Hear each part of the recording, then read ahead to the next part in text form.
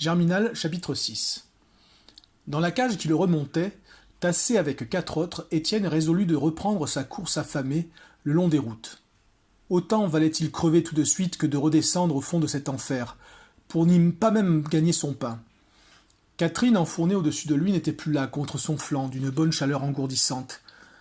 Et il aimait mieux ne pas songer à des bêtises et s'éloigner, car, avec son instruction plus large, il ne se sentait point la résignation de ce troupeau, il finirait par étrangler quelques chefs.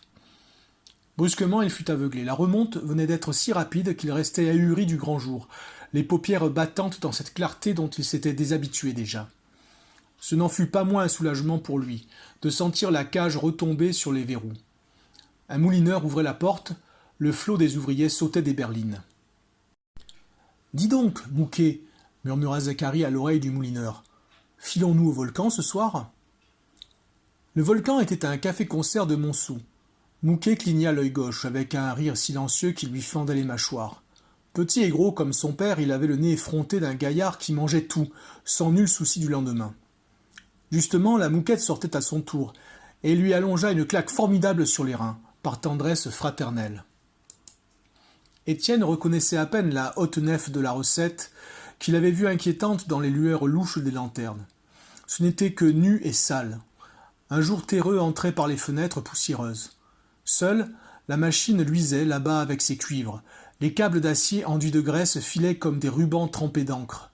Et les molettes en haut, l'énorme charpente qui les supportait, les cages, les berlines, tout ce métal prodigué assombrissait la salle de leur gris dur de vieille ferraille. Sans relâche, le grondement des roues ébranlait les dalles de fonte, tandis que de la houille ainsi promenée montait une fine poudre de charbon qui poudrait à noir le sol, les murs jusqu'aux solives du beffroi. Mais Chaval, ayant donné un coup d'œil au tableau des jetons dans le petit bureau vitré du receveur, revint furieux. Il avait constaté qu'on leur refusait 2 berlines, l'une parce qu'elle ne contenait pas la quantité réglementaire, l'autre parce que la houille en était malpropre. « La journée est complète, cria-t-il. Encore 20 sous de moins. Aussi est-ce qu'on devrait prendre des fainéants qui se servent de leurs bras comme un cochon de sa queue ?» Et son regard oblique dirigé sur Étienne complétait sa pensée. Celui-ci fut tenté de répondre à coups de poing. Puis il se demanda à quoi bon, puisqu'il partait. Cela le décidait absolument. « On ne peut pas bien faire le premier jour, dit Maheu pour mettre la main. Demain, il fera mieux. » Tous n'en restaient pas moins aigris, agités d'un besoin de querelle. Comme ils passaient à la lampisterie rendre leurs lampes, Levaque s'empoigna avec le lampiste qu'il accusait de mal nettoyer la sienne. Ils ne se détendirent un peu que dans la baraque où le feu brûlait toujours. Même on avait dû trop le charger, car le poêle était rouge. La vaste pièce sans fenêtre semblait en flammes, tellement les reflets du brasier saignaient sur les murs. Et ce furent des grognements de joie. Tous les dos se rôtissaient à distance, fumaient ainsi que des soupes. Quand les reins brûlaient, on se cuisait le ventre. La mouquette, tranquillement, avait rabattu sa culotte pour sécher sa chemise. Des garçons blaguaient, on éclata de rire parce qu'elle leur montra tout à coup son derrière, ce qui était chez elle l'extrême expression du dédain. « Je m'en vais, dit Chaval, qui avait serré ses outils dans sa caisse. Personne ne bougea. Seule Mouquette se hâta, s'échappa derrière lui sous le prétexte qu'ils rentraient l'un et l'autre à Montsou. Mais on continuait de plaisanter. On savait qu'il ne voulait plus d'elle. Catherine, cependant préoccupée, venait de parler bas à son père. Celui-ci s'étonna, puis il approuva d'un hochement de tête, et, appelant Étienne pour lui rendre son paquet, « Écoutez donc, murmura-t-il, si vous n'avez pas le sou, vous aurez le temps de crever avant la quinzaine. Voulez-vous que je tâche de vous trouver du crédit quelque part ?» Le jeune homme resta un instant embarrassé. Justement, il allait réclamer ses 30 sous et partir. Mais une honte le retint devant la jeune fille. Elle le regardait fixement, peut-être croirait-elle qu'il boudait le travail. « Vous savez, je ne vous promets rien, continua Maheu. Nous en serons quittes pour un refus. » Alors Étienne ne dit pas non, on refuserait. Du reste, ça ne l'engageait point, il pouvait toujours s'éloigner après avoir mangé un morceau. Puis il fut mécontent de n'avoir pas dit non, en voyant la joie de Catherine, un joli rire, un regard d'amitié, heureuse de lui être venue en aide. À quoi bon tout cela? Quand ils eurent repris leurs sabots et fermé leurs cases, les Maheu quittèrent la baraque, à la queue des camarades qui s'en allaient un à un, dès qu'ils s'étaient réchauffés. Étienne les suivit. Levaque et son gamin se mirent de la bande. Mais, comme ils traversaient le criblage, une scène violente les arrêta. C'était dans un vaste hangar aux poutres noires de poussière envolée, aux grandes persiennes d'où soufflait un continuel courant d'air. Les berlines de houille arrivaient directement de la recette, étaient versées ensuite par des culbuteurs sur les trémies de longues glissières de tôle, et à droite et à gauche de ces dernières, les cribleuses montées sur des gradins, armées de la pelle et du râteau, ramassaient les pierres, poussaient le charbon propre, qui tombait ensuite par des entonnoirs dans les wagons de la voie ferrée établis sous le hangar. Philomène Levaque se trouvait là, mince et pâle, d'une figure moutonnière de fille crachant le sang. La tête protégée d'un lambeau de laine bleue, les mains et les bras noirs jusqu'au coude, elle triait au-dessous d'une vieille sorcière, la mère de la Pierronne, la brûlée ainsi qu'on la nommait, terrible, avec ses yeux de chat-huant et sa bouche serrée comme la bourse d'un avare. Elles s'empoignaient toutes les deux, la jeune accusant la vieille de lui ratisser ses pierres, à ce point qu'elle n'en faisait pas un panier en 10 minutes. On les payait au panier. C'étaient des querelles sans cesse renaissantes. Les chignons volaient, les mains restaient marquées en noir sur les faces rouges. « Fous-lui donc un renfoncement !» cria d'en haut Zacharie à sa maîtresse. Toutes les cribleuses éclatèrent, mais la brûlée se jeta hargneusement sur le jeune homme. « Dis donc, saleté, tu ferais mieux de reconnaître les 2 gosses dont tu l'as rempli, s'il est permis une braine de 18 ans qui ne tient pas debout. » Maheu dut empêcher son fils de descendre, pour voir un peu, disait-il, la couleur de sa peau à cette carcasse. Un surveillant accourait, les râteaux se rendirent à fouiller le charbon. On n'apercevait plus du haut en bas des trémies que les dos ronds des femmes acharnées à se disputer les pierres. Dehors, le vent s'était brusquement calmé. Un froid humide tombait du ciel gris. Les charbonniers gonflèrent les épaules, croisèrent les bras et partirent, débandés avec un roulis des reins qui faisait saillir leurs gros os sous la toile mince des vêtements. Au grand jour, ils passaient comme une bande de nègres culbutés dans de la vase. Quelques-uns n'avaient pas fini leur briquet, et ce reste de pain rapporté entre la chemise et la veste les rendait bossus. « Tiens, voilà Bouteloup, dit Zacharie en ricanant. Levaque, sans s'arrêter, échangea 2 phrases avec son logeur, gros garçon brun de 35 ans, l'air placide et honnête. « Ça y est, la soupe, Louis ? Je crois. Alors la femme est gentille aujourd'hui ? Oui, gentille, je crois. D'autres mineurs de la coupe à terre arrivaient, des bandes nouvelles qui, une à une, s'engouffraient dans la fosse. C'était la descente de 3 heures, encore des hommes que le puits mangeait et dont les équipes allaient remplacer les marchandages des haveurs au fond des voies. Jamais la mine ne chômait. Il y avait nuit et jour des insectes humains fouillant la roche à 600 mètres sous les champs de betteraves. Cependant, les gamins marchaient les premiers. Jeanlin confiait à Bébert un plan compliqué pour avoir à crédit 4 sous de tabac, tandis que Lydie respectueusement venait à distance. Catherine suivait avec Zacharie et Étienne. Aucun ne parlait, et ce fut seulement devant le cabaret de l'Avantage que Maheu et Levaque les rejoignirent. « Nous y sommes, dit le premier à Étienne. Voulez-vous entrer ?» On se sépara. Catherine était restée un instant immobile, regardant une dernière fois le jeune homme de ses grands yeux, d'une limpidité verdâtre d'eau de source, et dont le visage noir creusait encore le cristal. Elle sourit. Elle disparut avec les autres sur le chemin montant qui conduisait au coron. Le cabaret se trouvait entre le village et la fosse, au croisement des 2 routes.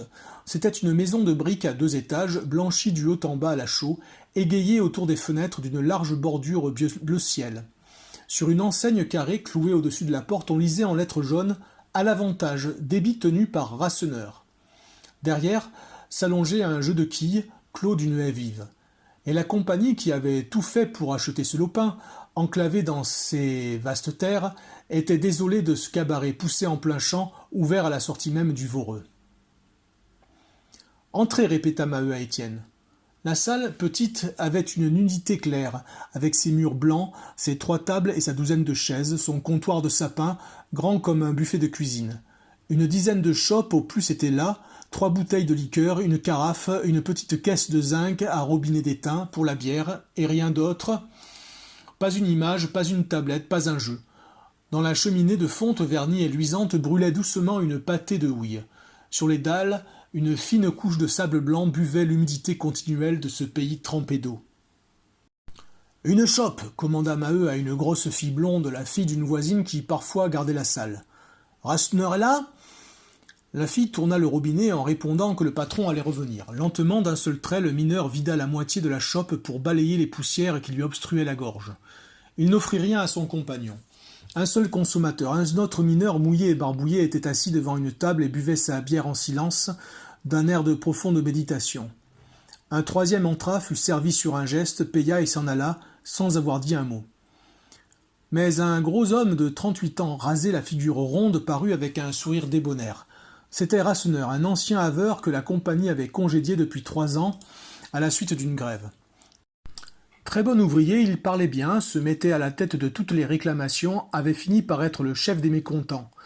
Sa femme tenait déjà un débit, ainsi que beaucoup de femmes de mineurs.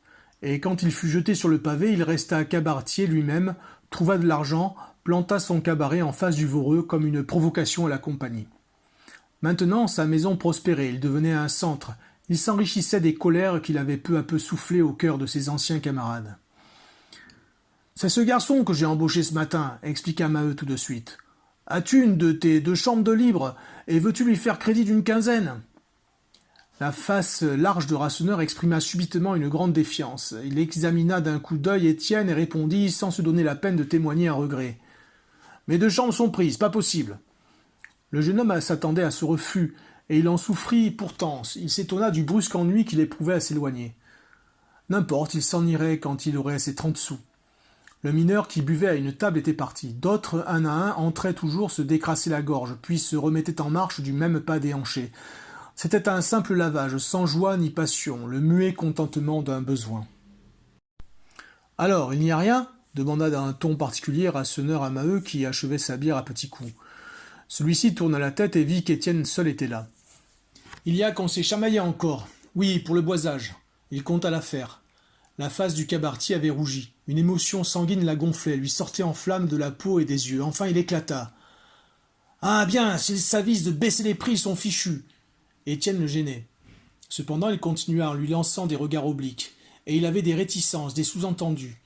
Il parlait du directeur, M. Hennebeau, de sa femme, de son neveu, le petit Négrel, sans les nommer, répétant que ça ne pouvait pas continuer ainsi et que ça devait casser un de ces 4 matins. La misère était trop grande, et il cita les usines qui fermaient, les ouvriers qui s'en allaient. Depuis 1 mois, il donnait plus de 6 livres de pain par jour. On lui avait dit la veille que M. Denelin, le propriétaire d'une fosse voisine, ne savait comment tenir le coup. Du reste, il venait de recevoir une lettre de Lille pleine de détails inquiétants.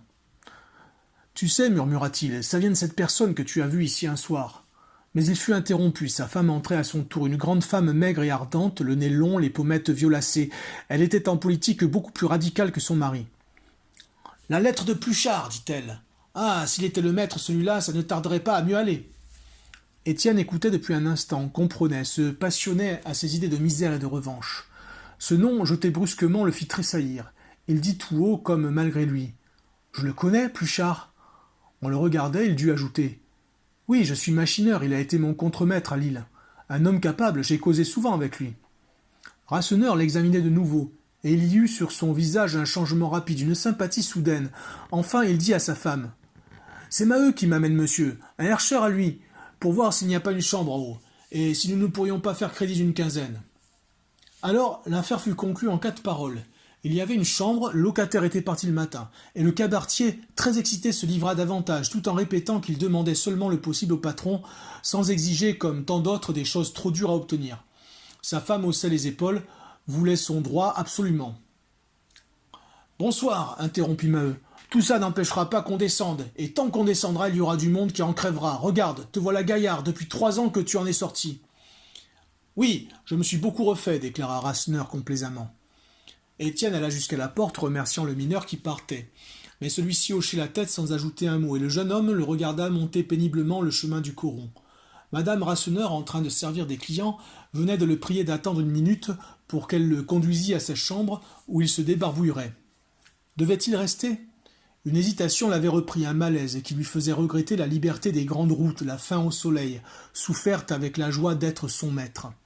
Il lui semblait qu'il avait vécu là des années, depuis son arrivée sur le terri, au milieu des bourrasques, jusqu'aux heures passées sous la terre, à plat ventre dans les galeries noires. Et il lui répugnait de recommencer. C'était injuste et trop dur. Son orgueil d'homme se révoltait à l'idée d'être une bête qu'on aveugle et qu'on écrase. Pendant qu'Étienne se débattait ainsi, ses yeux qui erraient sur la plaine immense peu à peu l'aperçurent. Il s'étonna. Il ne s'était pas figuré l'horizon de la sorte, lorsque le vieux Bonnemort lui avait indiqué du geste au fond des ténèbres. Devant lui, il retrouvait bien le Voreux, dans un pli de terrain, avec ses bâtiments de bois et de briques, le criblage goudronné, le beffroi couvert d'ardoise, la salle de la machine et la haute cheminée d'un rouge pâle, tout cela tassé, l'air mauvais.